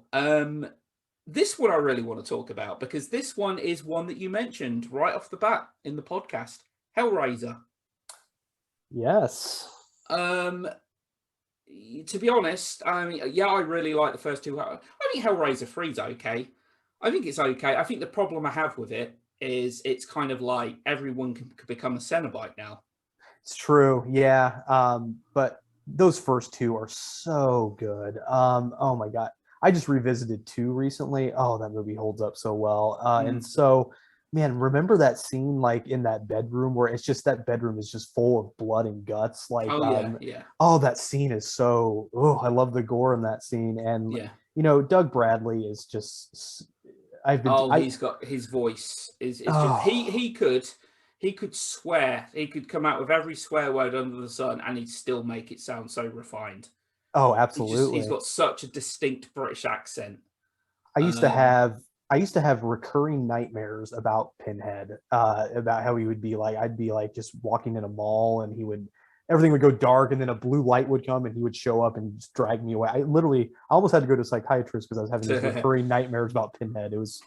He's just that iconic, and he's instantly iconic. I think as soon as you see Pinhead in that movie, in the original Hellraiser, you think to yourself, this isn't a character that you're going to forget. He's just got such an iconic look to him, and I love Chatterer as well. Yes. Another franchise that, in my opinion, is in desperate need of a reboot. Like, it needs to be wiped away from scratch, which we are getting a reboot of Hellraiser. It's going to be, I believe I think it's a series on Amazon Prime, right? HBO. Is it HBO? I think it's HBO, yeah. Okay. I'm excited for that. I hope they just start from scratch, and because that franchise has just been through the ringer after I would say 3 at least, but once you get past that, it's bad. I think all of the others started going straight to DVD and that, didn't they? And they're basically, they started using storylines, other material that wasn't Hellraiser, but incorporating it, utilizing it for a Hellraiser storyline. So they were taking these stories and just throwing kind of Cenobite characters into it. So, we had 8 Hellraiser. No, it's 10, isn't there? It's 10 because the last 2 Hellraiser films didn't have Doug Bradley as Pinhead. No. One guy, I don't know the actor's name. I haven't seen the film. I've heard it's terrible. He looks really bad as Pinhead. I don't know the actor's name, but I know the last one was, I think it was Hellraiser. Was it Judgment was that last one. It was horrible, but then Mm, I think they literally made it was either the second one before that was Revelations, I think, and yeah, I think they literally made that. I was reading into the production, and they made it in like 2 weeks, yeah, and they only made it just to retain the rights. yeah, yeah, and it kind of shows. Yes. Yeah. Yeah, it's one of them franchises that it did lose its way. I think even with some of the later sequels, they have the little moments that I do appreciate in that. But it clearly became Pinhead was it's funny really because with the Hellraiser films, Pinhead got less and less screen time with each film He and did. that, but they'd always have him on the poster or the box Yes. art as the selling point Yep. because Exactly. Pinhead actually has very little. I mean, you even go back to the original Hellraiser, Pinhead doesn't actually have that much screen time. The No. villain is Frank. The villain is Yes. really Frank in that movie. Oh, and is he a villain, man? Mm, Oh, he's so sadistic in that. Real quick, jumping forward, I feel like revisiting. It's been a while, but I feel like revisiting it now would be so bad it's good. But Hellraiser Hellworld, oh, also number star. 8, Henry Yes, Cavill. I say a young Henry Cavill in that. That shocked me. I had no, because I only saw Hellworld for the first time last year, actually, Yeah. and I did not know that Henry Cavill was in it. Yep. Yep. Like, oh my god, yeah. I feel like that Um, was what 2000 was that 2003? It must have been around then, 2003, 2004, maybe. Yeah, it was certainly around that period because the original was 87, wasn't it? The original 87. Hellraiser Yep. was 87. I actually had Simon Bamford that played Butterball on the channel a little while ago. I saw that. That was pretty cool. That was awesome. Really, yeah, really nice guy. And yeah, I think with Hellraiser, yeah, we're getting a reboot. I think there's a film reboot. I think we're getting a TV series as well as a movie reboot. I know there Yeah. was like announcements years ago that Hellraiser was going to be remade. Yeah, I think you're right. I know there was a film reboot, but I just stopped hearing about that one. And then I have been hearing about the HBO series. So Hmm. I'm up for anything, honestly. I'll take anything with this franchise at this point. It just needs to be a hard reboot, just completely start from You scratch and might want just to, retract what you just said, though. You'll be up for anything. There might be some people taking a fancy to you on this podcast, giving you some strange requests. Just be careful when you tell people you're up for anything. Yeah. fair enough, fair enough. But yeah, so Hellraiser, not one of my favorite franchises, but I do love the first two. I do like the third one. But as I said, it was kind of like makeshift Cenobites. It was kind of like anyone's a Cenobite now. Anyone can be a Cenobite. Yeah, Um, it's been a while since I revisited three, but it's one of those franchises where it got so bad to where I just kind of consider one and two like that's it for me, and then like I'm like I said I'm excited for the reboot and the new film, so I'd like to see where they go. there's a moment in the third one I do like, actually. I don't want to sound blasphemous, but there is a scene I like. It's where he's in the church. I'm pretty certain it's the third movie. And he does the the the Christ on the cross Yeah, thing. yeah, And yeah, I just love that shot, and then the windows smash, and I just thought that was kind of an awesome moment. And of course, I like the nightclub sequence in Hellraiser yes. 3, which is a complete bloodbath. A lot of people being killed off and that. Oh, I remember Um, that scene. but yeah, so just a couple more really. Child's Play. Uh, I'm not its biggest fan, but I do love Brad Dourif's Chucky. Brad Dourif I is a love what he brings to that character. The lines, the laugh. he's just a tremendous actor. Brad Dourif is amazing. Mm, I will say this is kind of like a Leprechaun to me. Like I'm not a huge fan of the franchise. Never really grabbed me. But I will say though, this most recent remake was really good. I actually really enjoyed that most recent remake that came mm. out. Was that 2019? Yeah, it 18? was. Yeah, it was 2019? 2019. Yeah, Yeah, yeah. I liked it. Yeah. I did too, actually. I'll be honest. I went into it with very low expectations. I wasn't expecting much. It's not like I'm the biggest fan of the first film. I like Child's Play, but it's not like one of my favorite horror films or anything like that. But I like the fact that they clearly veered it towards the age that we're living in now, technology ruling the world. And Yes. maybe voodoo was considered probably a little bit too hokey for like a lot of modern audiences.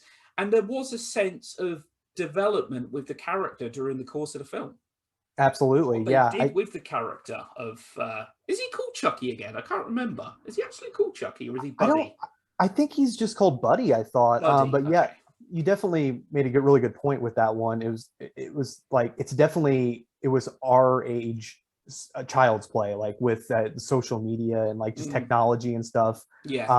But that's one thing that really stands out with me with that franchise is just Brad Dourif to me. Like he's just tremendous, and I mean, like, how can you? As much as I don't like this movie, Exorcist 3, like he's amazing in Exorcist 3. Oh, you don't like Exorcist 3? I never was an Exorcist 3 fan. There's Okay. another. I'm more, with the more unpopular opinions. you're gonna like it. Yeah, you're gonna end up on a lot of people's hit list here, man. No, I think you're gonna get some more subs from this episode. No. Yeah, I think yeah, because obviously we got Mark Hamill, didn't we, in the Child's Play remake and that. That's right. Did a perfectly fine job. As soon as Hamill speaks to Joker, because he's been voicing Joker, since the '92 Batman animated series. He's fantastic. The Arkham games as well. I didn't like the look of Buddy in this film. It looked a bit odd. Looked a little bit kind of off to me. I don't know. Yeah, I'd agree with that. Just a kind of a minor criticism, whatever. But no, I thought it was okay. I actually thought it was an okay film, and that, as remakes go, certainly by no means one of the worst. And I like the fact that it wasn't just a copy and paste. It wasn't just a literal virtual retread of the first. Yeah. I think if you're going to remake something, I've always thought this. Just at least, now I know they run the risk of getting riots from people and stuff, but at least try and do something a little different.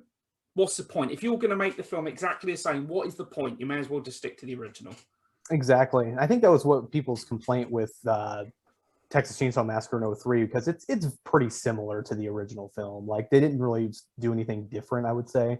But I'd agree with that. If you're going to remake something, at least try and put your own stamp on it. And like getting back to the film that you hate, and I will say this, all right? Rob Zombie's Halloween. Okay, I know I shouldn't swear on the pod now, I'm kidding. Is that I'm not a fan of it. I don't hate it. Hate's a strong word. But Rob Zombie put his own stamp on it. I can't argue with that. John Carpenter said, do your own thing. And the first half of the movie is Rob Zombie. And then obviously the second half, it becomes more like just more brutal, sleazy, blah, blah, and all that. It becomes a little more like the original Halloween, just without the suspense or the atmosphere or whatever. Agreed. But yeah, Rob Zombie did his own thing with it. Fair play to him. It's just, to me, he's not a director that I wanted to do Halloween. No, you're right. He did make his stamp on Halloween, even if it was his own thing. But boy, it was just not what I was envisioning. I always feel like watching Rob Zombie, like Halloween. I always feel like, Halloween 2 was terrible. The follow-up to it was terrible. I do prefer the first one of the two, but it's just kind of like I always feel like I need a shower after watching it. No one. The problem I have, no one in the film is likable. Aside from maybe Danny Trejo's character who gets killed, he's kind of like half likable. But every character, even Laurie Strode, who in the original, very well played, the very virginal, very sweet Jamie Lee Curtis in that. In this one, she's foul-mouthed and just there's nothing likable about any of the. So I root for Myers.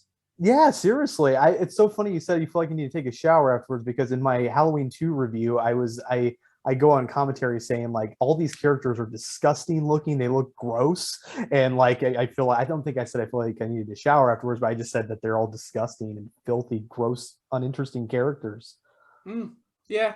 That's the thing. Rob Zombie. It's kind of like, what you're getting from like a Rob Zombie film, and that's very kind of like sleazy and stuff. The stepdad who gets his throat cut. How can you feel sorry for any of these people? Exactly. That's the problem I have. It's like you're supposed to root for the victims, but at the end of the day, let's face it, with Friday the 13th and all that, and all these franchises, as a franchise goes on, we often root for the killer. It's true. Like I hate to say it, but I always have a bone to pick with Malcolm McDowell about his portrayal of Dr. Loomis. I thought it was terrible. I like Malcolm McDowell as well. I do too. I like him too. Orange, great film, and yeah. But Um, he made Loomis like this like cocky bastard, and I hated it. Like when I saw him get killed, I was like, yeah, awesome, good job, Myers. Explain to. I don't want to go too much off topic here. We're gonna quickly get on to the next one, but with Halloween 2007, right? He's killed all them people in the house. Why the hell have you given him a fork? Because he stabs a Right. nurse, doesn't he? He stabs a nurse while he's inside, institutionalized. He's a kid with Yes. violent tendencies. What the hell is he doing with cutlery? Why have they given him Right. cutlery? And then he's 6'8". Tyler Main, he's huge. I'd love to know what gym they've got in the institution, by the way, because that was my problem. I think Tyler Main's too big.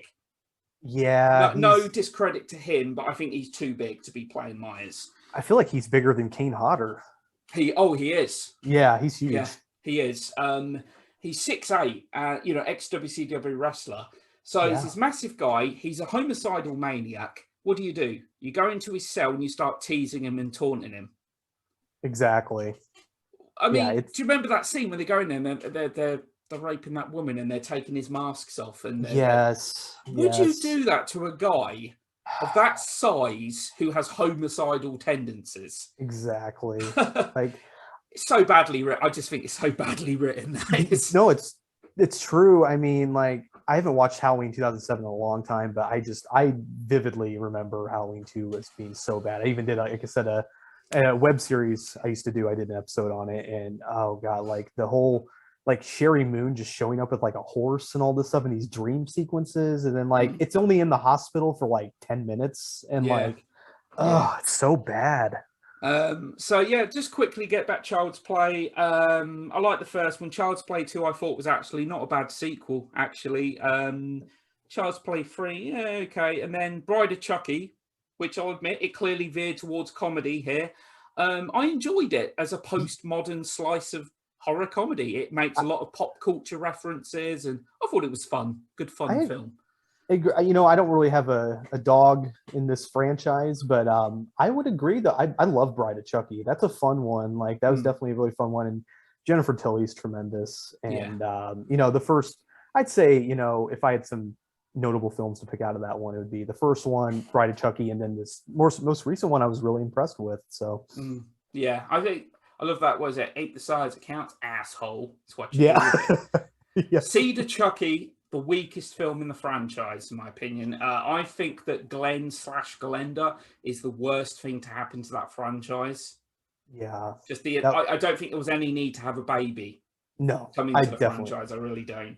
And then I thought Curse of Chucky was the best Child's Play film in a long time. I actually liked Curse of Chucky. I like the whole old dark house aesthetic, good sense of claustrophobia. And again, it was kind of going back to the roots of Child's Play. It was less comedic and a little more horror.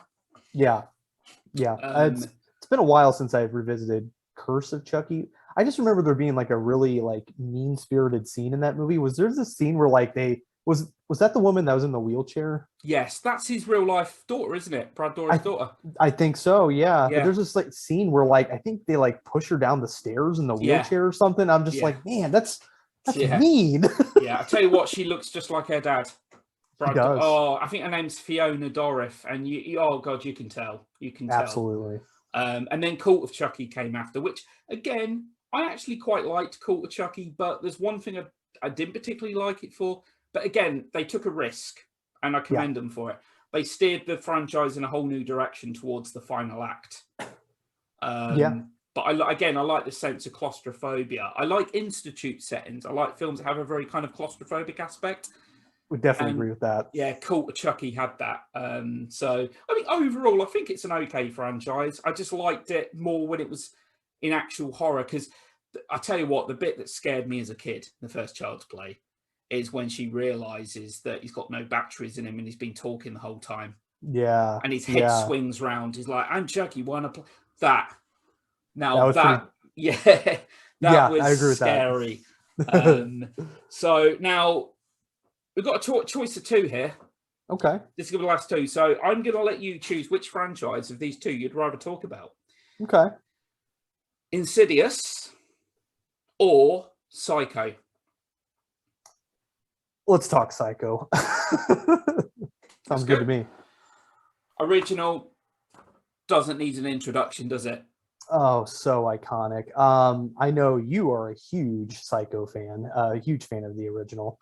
I love it. It's one of Hitchcock's best. Starred Jamie Lee Curtis's mother was in that Yep. film. In what was God, I feel like an idiot. What was her name Oh, again? Janet Leigh. Janet Leigh. Yeah, Yeah. great performance.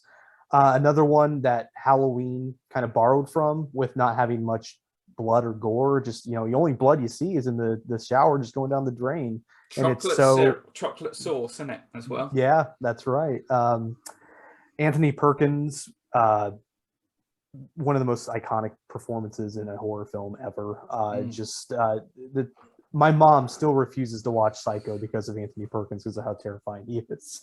Yeah, I just think it was genius for like Alfred Hitchcock casting kind of like the boy next door, because he was a good looking guy, Anthony Perkins. He's somebody you never would have expected as being, a homicidal maniac.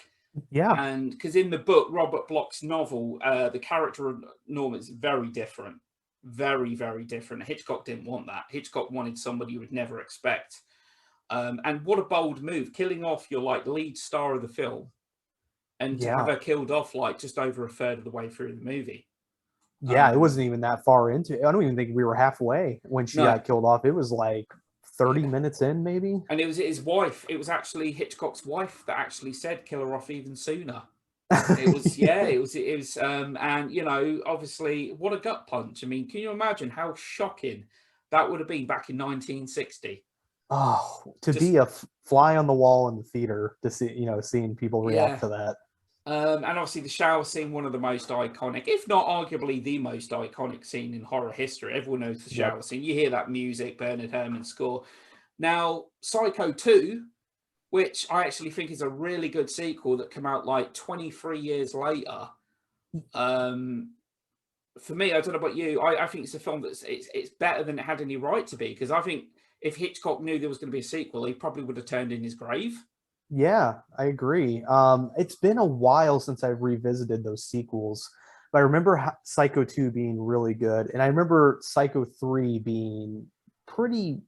It's kind of rough, but but I remember it having its moments Mm, with Psycho 3. But no, I heard Psycho 2 is a pretty solid follow up. It's really a shame too that we lost Anthony Perkins so young. mm, He was such a great actor, and yeah. loved him and everything he was in. Really, he was a great actor. Yeah, he really cemented himself. I think the Psycho 2 does a great job of exploring his character.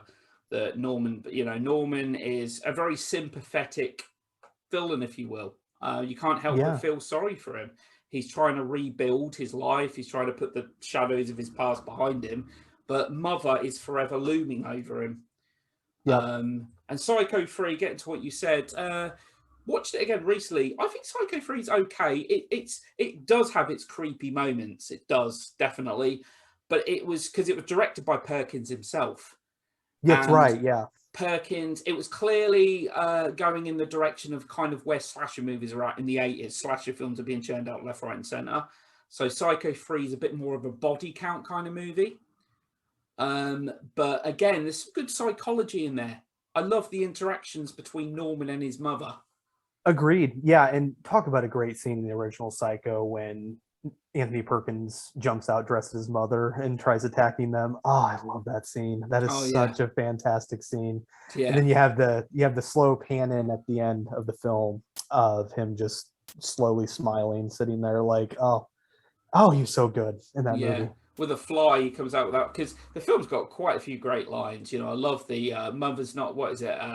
Boy's best friend is his mother, and we all Yep. go a little A mad little mad sometimes, which of course sometimes. is quoted by Billy Loomis in Scream. Yep. Oh, speaking of which, how could we forget? Um, so yeah, Psycho 3.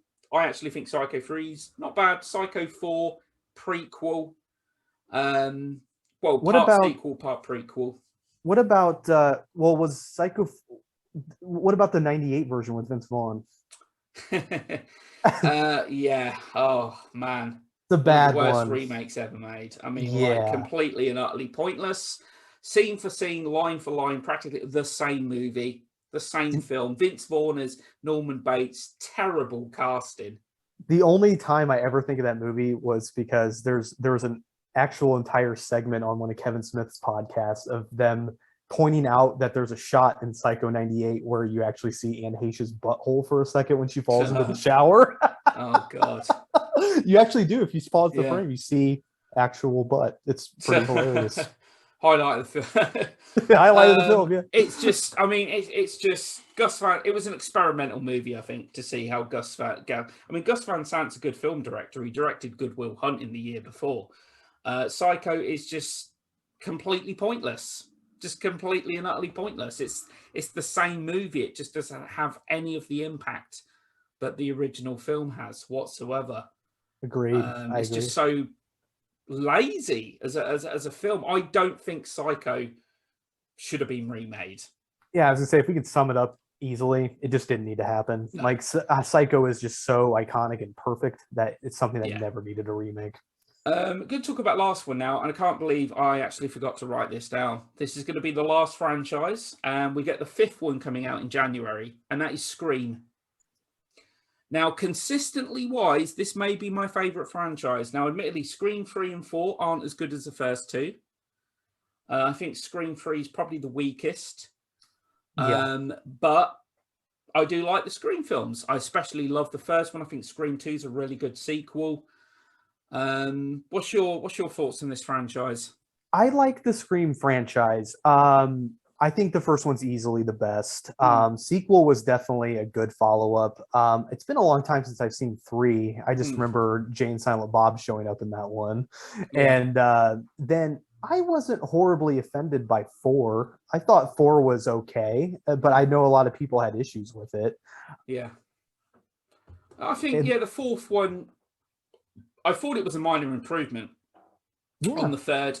Because Kevin Williamson was back on board. He didn't write the screenplay for the 3rd movie. I think Aaron Kruger took over writing duties, and Aaron Kruger is the guy that wrote the Transformers films. Need I say more? But it was starting to become a parody of itself at that point. But I'm looking forward to the 5th one. I'm excited but nervous. I'm kind of like, there's no Wes Craven, new studio at the helm. I'm just wondering what direction they're going to push this franchise in. What studio is behind it? It's Spyglass. Okay. But is this a reboot or a direct sequel? Well, that's the thing. Kevin Williamson actually wrote screenplays for Scream 4, 5, and 6. But from what I understand, his screenplays are not being used. So from what I gather, from what I can determine, is that this is going to be a sequel, but in a way act as a reboot, if you will. So original characters will appear. They'll come in it, Nev Campbell, Courtney Cox, David Arquette, but a whole new generation of cast members. Gotcha. So I'm going to go out on a limb here and say if this film does well, there will probably be a Scream 6. For sure. I used to be obsessed with the first one when I was a kid. I loved watching that movie too, because what made it so great was Craven just played on all of those horror. It's a giant horror cliche, and it's so much fun to watch. Yeah. And I think I still to this day connect with Randy. Jamie Kennedy's character is so close to my heart. He's all of us. There are He's 3 rules you have to abide to in order to survive a horror movie. What's number 1? I don't know if I remember. I don't know if I remember what he goes with the first one. You can never drink or do drugs. You can Is that? I can't remember what order they come in. It's you can never drink or do drugs. You can never have sex, and you can never, ever, under any circumstances, say I'll be back. Yeah, you won't be back. I'm going to get another beer. You want one? Yeah, sure. I'll be right back. It does. It plays on the conventions that we've all become accustomed to, the cliches that we all know and love. I love Scream. I know for some people it's too mainstream. It's too teeny boppy, if you will, and all that, but I love it. I think it's got a great screenplay. Kevin Williamson, I think it's very clever. I couldn't agree more. I love the first film a lot. It's definitely up there. It's one of my favorite horror movies, honestly. It's definitely it's up there for me. And I mean, Skeet Ulrich as Billy Loomis is a great performance. Matthew Lillard as Stu. They have such a great chemistry. Yeah. That entire final act in the kitchen with Nev Campbell. Oh, it's brilliant. Matthew Lillard just knocks it out of the park in that final act. I said Virgin. Ooh, Virgin. You remember that? Yeah, he's amazing. It's a Scream, baby. It's the Amazing. characters. I mean, as you said, the characters, are just fantastic. The whole casting Absolutely. of a great, good direction by Wes Craven and great screenplay by Kevin Williamson, who Halloween's his all-time favorite movie, not just horror film. He loves Halloween. And that was kind of the inspiration behind the film. I think if you want, when I do, because we'll be getting a trailer soon for the fifth movie, I guarantee it's probably going to be within a month and Yeah. a half. You're more than welcome to come on. We'll do a talk about the trailer if you want. Yeah, man. Let's do it. I'm down for that.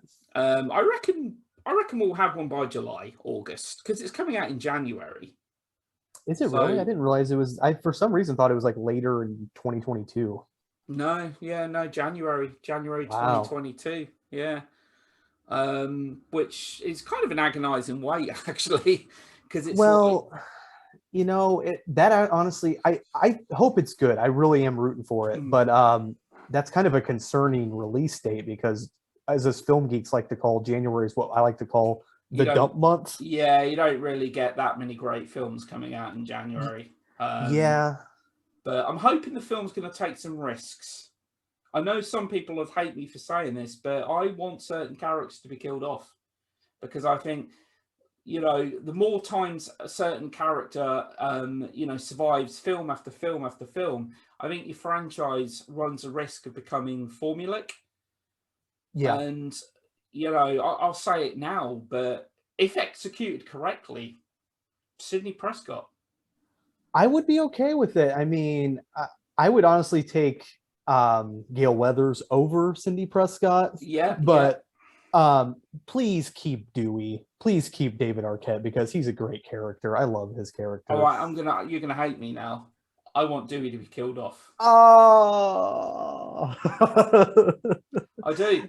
I love David Arquette, but he's there for comedy relief. He was originally supposed to be killed off in the first Scream, but he proved to be too popular of a character, so they had him survive. And then yeah, same thing happened to Scream too. It was like he's got more lives than a cat. it's true. Yeah, I reckon you could probably cut off his head and he'd grow legs. He'd be like the Thing from the Thing or something. He'd still carry on living. He'd find some way of surviving. Do you know what I mean? You may as well put Dewey in the Michael Myers mask. it's true. And It's hard to kill. but no, I honestly think the biggest reaction you could get is by killing Gale. Now, sorry, not Gale, Sydney. But the problem there is with that, there's going to be a lot of people who riot. Oh my God, I can't believe they did that. And I can't believe they're disrespecting Wes Craven's legacy. That's why I don't think they will. Yeah, I mean that would be a big trigger to pull to kill her off. Like, I'm with you though. I wouldn't mind it as long as it's done right. But yeah, that would be. I feel like they would lose a lot of the audience after that happened. That's the thing that. But to me, the way I look at it is Sidney Prescott. I mean, we don't know how big of a role she's got in this film. Okay, I mean, it literally might be like 2 or 3 scenes or whatever. What else can you do with her storyline? It's true. There's not much There more you comes can a do. point where, because realistically, in the fourth film, Sidney Prescott didn't really play a big role in that film. There wasn't too much going on regarding Sidney Prescott, not a huge amount. No. So it's like, one film later, I'm like, what else can they do with her arc anyway? No, I feel like in 4, like I haven't watched 4 in a long time, but I feel like it was more focused on the kids in that one. Yeah. So yeah, I wasn't really focused on her. But we'll see. I'm excited to see it anyway. But yeah, that's out January. So Scream is probably my favorite franchise. Now I know it's had 4 films. Some of these others have had 9, 10. So yeah, I think the longer your franchise runs on, the more risk you run of it going downhill. Certainly. Yeah, agreed. So Scream's still one of the one of the franchises with the less installments. Yeah, because I definitely. mean, there's other things I didn't mention here. There's Puppet Master, which has had about 9 million films. I don't even know how many Puppet Master films there are So actually. many. You got Insidious. There's 4 of them. There's a 5th one coming. You got the whole Conjuring universe as well. There's 8 films in that now, I believe. Yeah. Jeepers Creepers is 3. We're getting a 4th one, as if the 3rd one wasn't. Oh my God, I thought the 3rd one was terrible. Well, that Absolute franchise terrible. it's so tainted now because of the things that came out by that director. So yeah, who shouldn't even be allowed to have a film career. I So agree. yeah, I think that's pretty much it. They're like the franchises wanted to kind of get through and stuff. So what's your all-time favorite then, if you had to choose out of all the ones we spoke about? I would say as a consistent franchise, I would go with Friday the 13th. That's probably my favorite. And then a close second, and I hate to even say begrudgingly a favorite, I would go with Halloween but there's a lot in between, like three, I should say, up until 2018. That's just awful. But it's like it's still close to my heart though, because Yeah, I grew up with it, and but I'd say Friday the 13th for sure, because it's a really good, consistent horror franchise. There's not really a lot of bad ones in there. You know what you're getting, and it was a lot of fun to me. yeah, yeah. I think mine is probably is Scream, Halloween. I think the Friday the 13th franchise is actually more consistent than Halloween. I agree. A lot more consistent. Saw's quite consistent. I'm just looking at the list here. Final Destination's quite consistent, I think. Um, but no, looking at it, Friday the 13th may very well be, or Scream may be the most consistent franchises out there. I can't comment on Leprechaun because I could say they're all bad. So that is Yeah, I mean, consistent. you can say they're all bad. They are. But I haven't actually watched all of them. I don't know how many there are because there's a new one that doesn't star Warwick Davis. There's a new Leprechaun film that's the only one without him Yeah, as is it well. called like Origins? I think Hornswoggle played him, that guy from WWE. Oh my god, I remember Hornswoggle. Yeah, God, supposed to be the son of Finley, weren't he, when he come in? Yeah. Yep. So yeah, that's pretty much it for today. So cheers for coming on, man. Absolutely, man. Thanks for having me on. I really appreciate it. It was a lot of fun. I feel like we talked for like a long I time. dread to see how long this has gone for. And I tell you what, it hasn't cut off. It's still recording. That's So awesome. it's the time. I think it's been an hour and a half, man. That's crazy. But I mean, it didn't feel like it. It was awesome chatting like this. But yeah, if you want to tell people your podcast channel. Yeah. If you want to check out my podcasts, the first one's called Geeks and a Phone. We're on our old stuff's on YouTube. If you just search Geeks and a Phone, all of our older episodes are on there. But any of our episodes after like 50, I think, up until like, I think we're on 95, 96 right now. Geeks and Phone is on SoundCloud. You can just get the SoundCloud app and you can follow us there, I should say, the three of us. My other one is called Silver Sentry. That's strictly on SoundCloud. It's just Silver Sentry. And that's my friend Travis and I doing the show. Just a lot of movies come up quite a bit, but a lot of that's just random things. So, but yeah, Geeks in a Phone and Silver Sentry, if you want to check them out, they're on SoundCloud to your listening pleasure. Cool. And hopefully I'll be coming on your channel at some point.